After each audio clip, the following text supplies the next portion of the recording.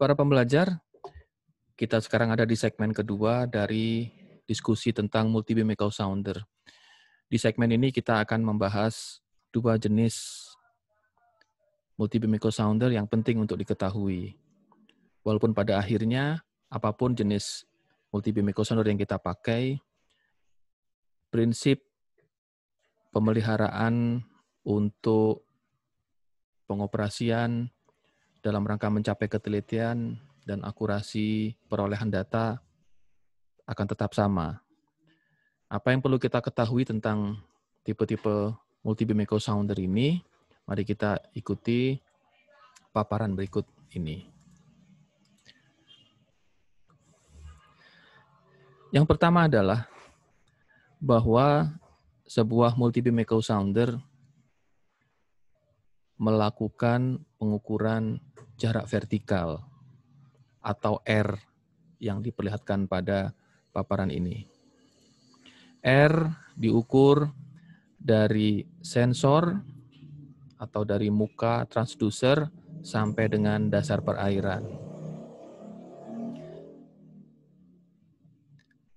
Sebagaimana sudah diceritakan sebelumnya, sebuah multi-beam echo sounder mempunyai kemampuan untuk melakukan pengukuran secara penyapuan untuk mencakup wilayah dasar perairan yang lebih luas dibandingkan hanya dengan penggunaan satu pancaran gelombang saja. Oleh karena itu, ada sebuah sudut, ini, theta, yang memperlihatkan sudut sapuan atau swath angle. Nah, sudut sapuan inilah yang memungkinkan multi-beam kita melakukan pengukuran di tempat yang tidak langsung berada di bawah lunas kapal. Nah, jarak yang diukur secara miring ini disebut sebagai jarak miring atau slant range. Inilah elemen-elemen penting di dalam pengukuran kedalaman menggunakan multi-beam echo sounder. Pertama, sekali lagi adalah R atau jarak vertikal dari sensor ke dasar perairan, dan yang kedua adalah theta atau sudut sapuan. Nah, ada dua teknik yang digunakan untuk menentukan kedua jarak tersebut, atau dalam hal ini menghitung jarak tersebut. Ada yang namanya beam forming yang di sebelah kiri ini, dan ada yang interferometri yang di sebelah kanan ini. Kita lihat dulu di kolom yang sebelah kiri, apa yang dilakukan oleh multi-beam echo sounder untuk ini. Sebuah multi-beam echo sounder mengukur waktu tempuh sinyal pada setiap sudut yang sudah diketahui. Dengan demikian, maka jarak akan berbanding lurus dengan waktu tempuh. Dengan kata lain, kita bisa mengatakan bahwa waktu tempuh adalah fungsi dari sudut, setiap sudut. Dan setiap sudut memberikan waktu tempuh yang berbeda. Bayangkan kalau kita punya dasar perairan yang seperti ini, ya, sudut yang tegak dengan sudut yang miring tentu akan memberikan waktu kedatangan yang berbeda. Ya, sudut yang lebih miring, ya, kedatangan gemanya tentu akan lebih di belakang dari suara yang dilepaskan dari sudut yang tegak.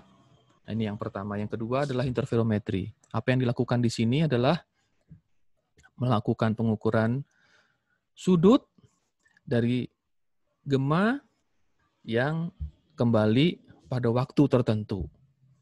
Jadi selang waktunya sama, ya, pada waktu tertentu dilihat mana yang datang duluan, mana yang datang belakangan. Jadi yang datang duluan pasti dari sudut yang lebih sempit, yang datang belakangan pasti dari sudut yang lebih miring.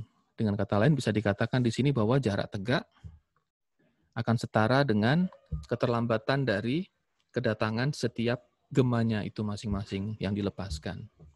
Atau kita bisa mengatakan bahwa sudut sebagai fungsi dari waktu tempuh.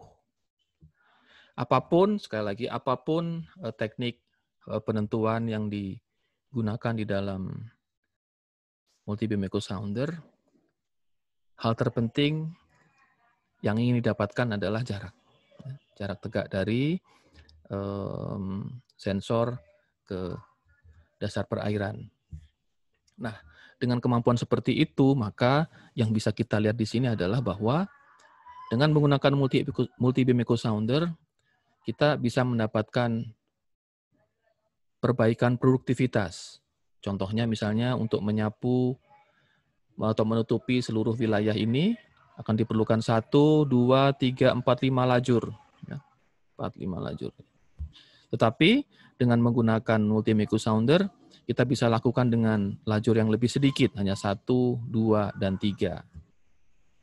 Dengan kata lain, kita bisa mengatakan bahwa multi-beam echo sounder itu memperbaiki cakupan dan meningkatkan produktivitas pemeruman.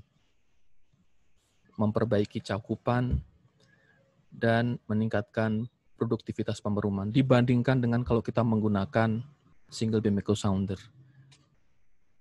Karena pada dasarnya setiap pancaran gema pada multi beam echo sounder itu seolah-olah seperti sebuah single beam echo sounder. Itulah sebabnya kita bisa katakan di sini produktivitasnya membaik.